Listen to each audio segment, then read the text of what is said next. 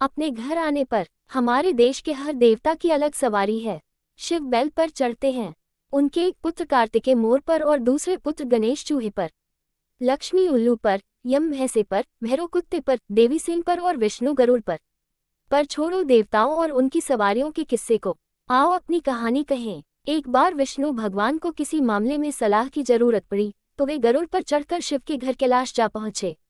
शिव ने विष्णु की खूब आवभगत की और तब आदर से आसन पर बैठाकर पूछा, कहिए ऐसी क्या जरूरत आ पड़ी जो इतनी दूर आने का कष्ट किया। बात ये थी कि जैसे हमारी दुनिया में भले और बुरे आदमी होते हैं, वैसे ही देवताओं की दुनिया स्वर्ग में भी देवता और राक्षस होते हैं। हमारी दुनिया में जैसे बुरे आदमी भले आदमियों के साथ जब मौका लगे झगड़ा उपद्रव करते हैं, वैसे ही मौका मिलने पर स्वर्ग में भी राक्षस देवताओं को तंग करने लगते हैं। उन दिनों भी स्वर्ग में राक्षस देवताओं के साथ उपद्रव कर रहे थे और उसी के बारे में विष्णु दौड़े हुए शिव से सलाह करने आए थे। दोनों बातें करने लगे। विष्णु जिस गरुड़ पक्षी पर चढ़कर आए थे वह एक तरफ बैठ गया था। शिवजी के गले में माला की तरह एक सांप लिपटा हुआ था। शिवजी को सांपों से खेलने का शौक है, इसीलिए वे गले और भुजाओं में सांप लपेटे रहते हैं। गरुड़ सांप से ज्यादा ताकतवर होता है और सांप को पंजे और चोंच से मार डालता है। गरुड़ ने सांप को देखा पर चुप रहा, क्योंकि ये उसके मालिक विष्णु के मित्र शिव का घर था। पर सांप ये बात भूल गया कि गरुड़ इस समय हमारा मेहमान है और गरुड़ की तरफ देखकर उसने फुकार मारी। गरुड़ चुप रहा, उसने कोई जवाब नहीं दिया। सांप ने समझा गरुड़ मुझसे डर गया है।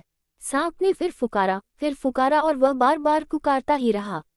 जब सांप नहीं माना तो गरुड़ ने धीरे से कहा, हे सांप महाराज, बस रहने दो अपनी इस फूंफू को। जहाँ तक तुम्हारी ताकत शक्ति की बात है, मैं जानता हूँ कि तुम कितने ताकतवर हो, पर यहाँ ताकत का नहीं, स्थान का प्रश्न है। तुम मेरे स्वामी विष्णु के मित्र शिव के गले में लिपटे हो। मैं धरती की तरह वहां आकर भी तुम्हें तोड़ मरोड़ सकता, पर यह भले आदमियों की बात नहीं होगी कि मैं शिव के गले तक पहुंचूं। गरुड़ ताकतवर था और सांप कमजोर। गरुड़ की बात सुनकर वह घबरा गया और फुकारना बंद कर चुपचाप एक तरफ को बैठ गया। गरुड़ और सांप की इस कहानी का पाठ यही है कि हमें क्या करना चाहिए और क्या नहीं करना चाहिए, इसका ध्यान तो सबके लिए आवश्यक है ही। ये भी समझना जरूरी है कि कहाँ क्या करना चाहिए और कहाँ क्या नहीं करना चाहिए, कहाँ क्या बात कहनी चाहिए और कहाँ क्या बात नहीं कहनी चाहिए, इसकी सावधानी भी आवश्यक है। कुछ भी करने या कहने से पहले हमें सोच लेना चाहिए कि यहाँ ये कहना या करना ठीक है या नहीं। तो दोस्तों, हम उम्मीद करते हैं कि यह अपने घर आने पर हिंदी कहानी आपको पसंद आई होगी और आपने इस कहानी से बहुत कुछ सीखा होगा।